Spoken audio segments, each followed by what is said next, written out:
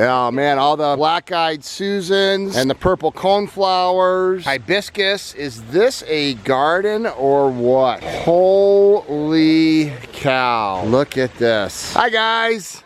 How many fish? 40.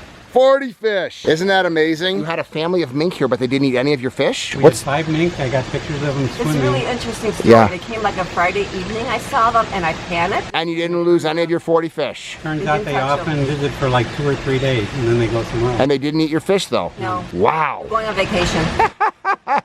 I'd go on vacation in this yard. 3, 4, 5, 6. This is the best way to count your fish ever.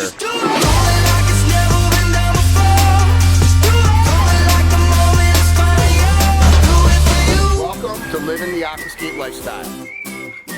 Wow, look at that. So this is a water feature that we have added on to, I think, 2 times the original water feature. So 3 water features that they've had in the backyard here. I'm Greg Wittstock, the pond guy. That's Brian Helfrich, the man who's always designed this. And this is a spectacular project. What year did we first build this? 2001. Oh my gosh, you guys, there was color last time I was here. Look at all the Oh, it never gets old, does it? I'm so glad we did it this week. That's perfect. Oh man, all the black-eyed Susans and the purple coneflowers. Hibiscus. Is this a garden or what? Holy cow. Look at this. Hi guys. How many fish? 40. 40 fish. Isn't that amazing? How many years? 2000 what? 2001. 2001. So can you imagine this place just as grass? It just is so incredibly perfect. Beautiful hibiscus. So there is the neighbor's yard. Boring. Not a big reason to get out. And then here is, check out what every single bell and whistle is probably in this yard over the years. So many iterations and just spectacular. Are you kidding me? Why would you not just want to literally live on this back door? And wait till you see the view from inside the kitchen. Just incredible. You know, when you're a gardener and you take an Aquascape ecosystem pond, I mean, this is the #1 thing about a landscape is the water, because it's the center of everything can be designed around. Look at the big elephant ears, the taro up there, you know, the cattails. Look at all of the different textures and the colors and the statuary. This is basically what I think grass should look like in the backyard. Just a pathway to get you to walk around and enjoy everything. It is just so thick. And then of course, to be able to even enjoy it that much more, you know, the outdoor gazebo and the view back towards the house. So let's go in here. Let's actually check it out from in here. It extends the viewing time of being able to enjoy this. And just open this up and listen to that sound and that view. Just absolutely incredible.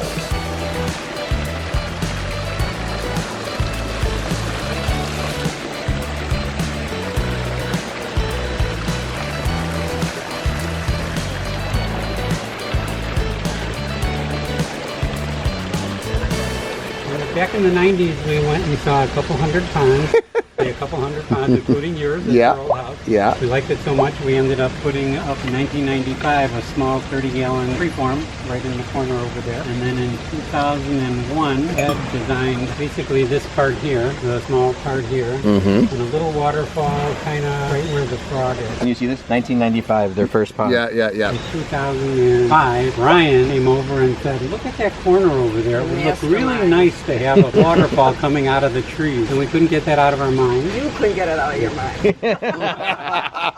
And we bit the bullet, and then we went from tip to tip, from the tip of the gazebo to the tip of the backyard. So we're fully expanded, doubled the size of the pond from about 2,000 to 4,000 square feet, or gallons rather. And then we got too many fish and didn't know what to do with the fish. We wanted to keep the fish because they were so pretty and they were born here. So then Brian said put in a bog. So here we go. The bog area. There's the bog area. And now we have how many fish, Sherry? 40 fish. 40 healthy koi. Like they look great. And you probably have them all, you know, their personalities and everything else. And they are amazing. Before we did this with the fish, you just eat them. Well, fish have personalities. They really do. Some will eat out of our hands. Some are shy. They won't come close to us. We used to have this big bubble that we bought from you guys. And one fish got stuck in there. And there was this one other fish that kept going back and forth to rescue him and show him how to get out. It was amazing. They got personality. So one thing with the pond, we really got in touch with nature. Dragonflies and the different critters coming in. We got mink swans, so we got the dogs.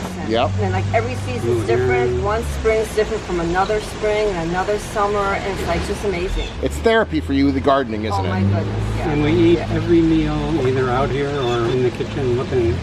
Yeah. We're in the gazebo early on and later because we got heat in the gazebo also. What do people say that come to your house for the first time? Wow. Wow.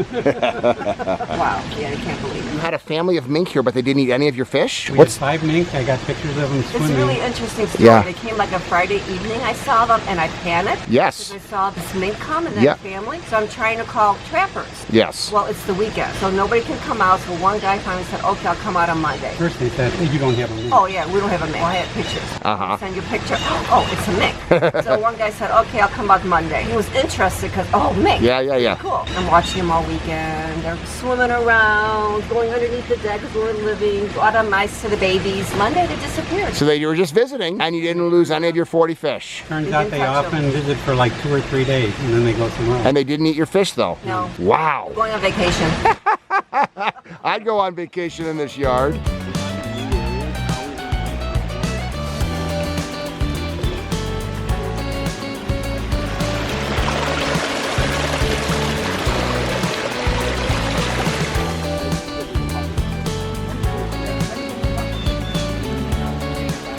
Look at this land bridge. The fish just go from one side to the other. Just their little tunnel to get through. But look at how nice this looks and just natural with the steps across it. You know, these are the things that are the art and the function and the design. And when Brian says that, hey, you have a back corner up here, look at the depth. You have the front waterfalls up here and then coming out of the beautiful blue spruce back there, just having that waterfall emanate towards you. And then this little cute little pond over here where like, once again, the fish can just go back and forth between the two ponds. This is pretty awesome.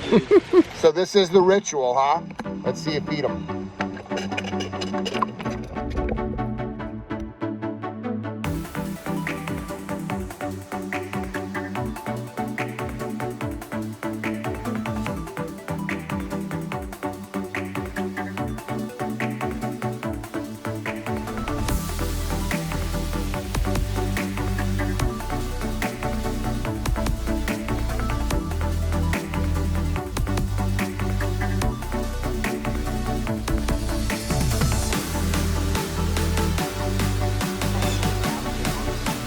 Traditional backyard, my kind of backyard. All right, I've got to see the mural. Can I get the shot from inside? Yes, go ahead. Okay, check this out. This is my favorite mural of all time. Look at this beautiful, look at this beautiful mural that they had painted to bring the outside in.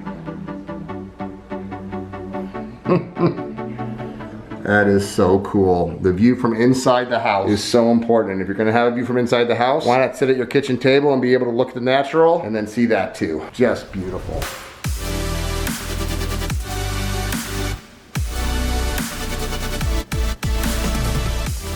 So here we are at a 20-year-old pond, and I've known these people for a very long time, 20 years ago, to be honest.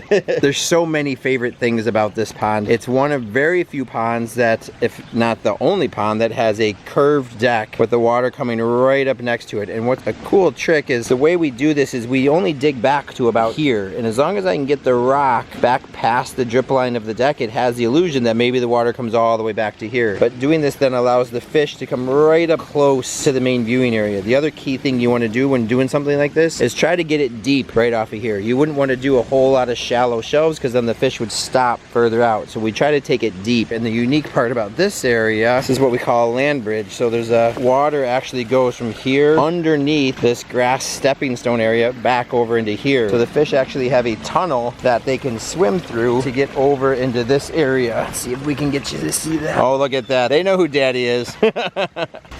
Awesome. Look at them all feed through there. That was cool. Unbelievable. You just got 40 fish to go through a pipe.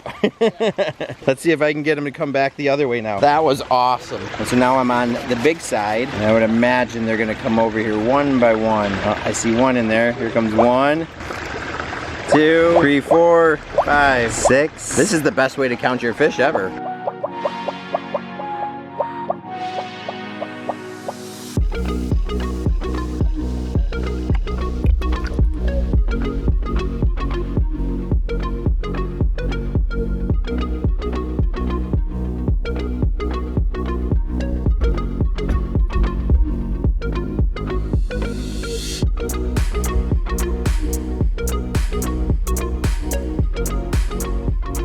So great waterfall up here. And then check this out. This is the coolest. Look at the size of that elephant ear growing right out of the biofall. So there's actually a 6,000 biofalls buried back in there. And every year they plant an elephant ear up there, and look at how massive the thing gets. It's just so cool. Each one of those leaves is over 30 inches. I know that because when I put that big boulder in there, I remember being at a 24 to 30 inch boulder, and those leaves are way bigger than that. Just a gorgeous backyard, all the landscape. And then our last addition was this bog filter. So we ripped out that split stream, and we have a very large bog filter that goes all the way back into where the cannas and stuff are back up in there. Kind of a split waterfalls, lots of cool moss, and then of course really cool destination type boulders that you can walk out onto and get back over to this side of the pond, which is still so unique. Awesome pond. Love coming back out here and visiting these guys. I think the land bridge is super cool. I think they have gorgeous fish. Awesome.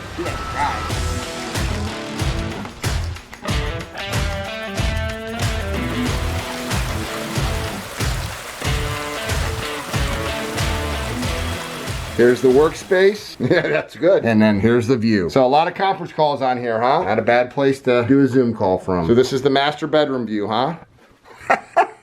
Naperville, Illinois meets Hawaii. Once again, this yard versus that. No comparison.